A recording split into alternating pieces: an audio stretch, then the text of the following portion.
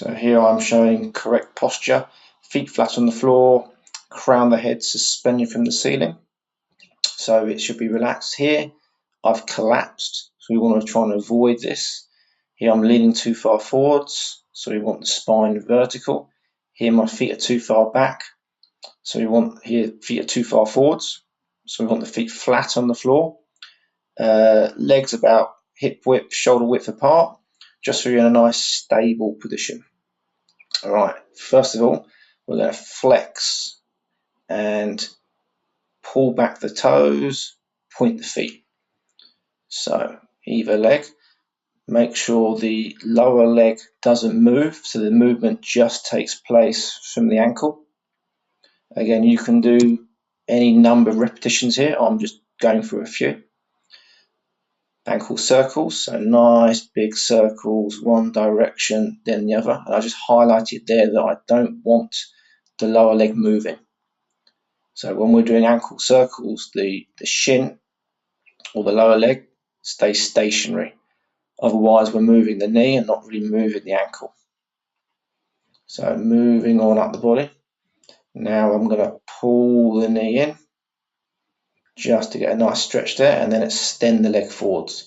So obviously here, if you can't hug your knee, do the best you can to raise the knee. And when you straighten the leg, do the best you can. So you might not be able to straighten the leg. It might be quite bent, but you're trying to straighten it. Obviously keeping everything pain-free. So the goal of all these things is just to do your best, avoiding pain, and over time trying to increase the range of motion. And also here we're helping lubricate the joints. So joints like movement. So next up, wrist circles. Again, I've just highlighted here that I'm trying not to move the forearms or the arms. So the movement takes place in the wrists.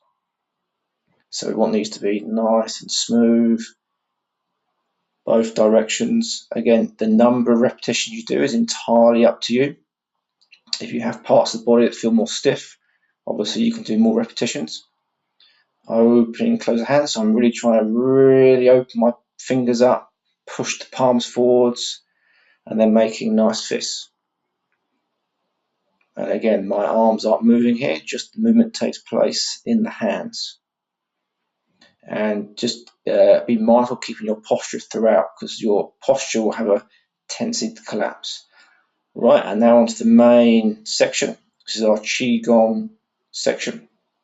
So this is a very fundamental hand movement. It's in beginning of lots of Taichi forms, gigong movements. So I'm almost imagining I'm raising the hands up, leading with the wrists, almost like a piece of string is guiding my wrists up. The hands stay relaxed, and on the way down, the wrist leads slightly the way down as well. The shoulders stay relaxed, the elbows stay relaxed. We want the movements to be as smooth as you can. And the breathing is inhalation on the way up, exhalation on the way down.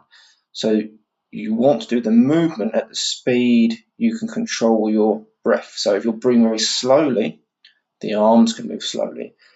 And then I've moved on to part two.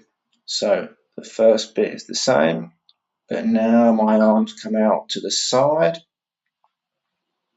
then back in, around about shoulders, and then drop down. So this is going to be a larger inhale on the way up, still inhaling, and then as the hands come in, now I'm exhaling, exhaling.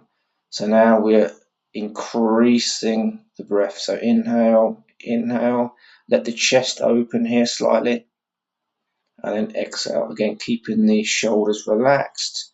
Good posture. So imagine the crown of your head is suspended from the ceiling. We don't want to hunch over here because that affects our breathing. The breathing should be very smooth and from the abdomen. So again, you can do part one of this movement for as long as you want, and then you can do both parts together for as long as you want. So for part of this book, obviously we're keeping it to 10 minutes, but you could do these qigong movements whenever you want throughout the day, when you're with energy or sitting down watching television. And to finish off, the palms face the dantian, which is basically just below the navel. And my palms are just a couple of inches away from my stomach. And we just want to basically breathe into the abdomen. So here the eyes can close, smoothly breathing in, smoothly exhaling. So avoid breathing into the chest for this one. And that concludes our first session.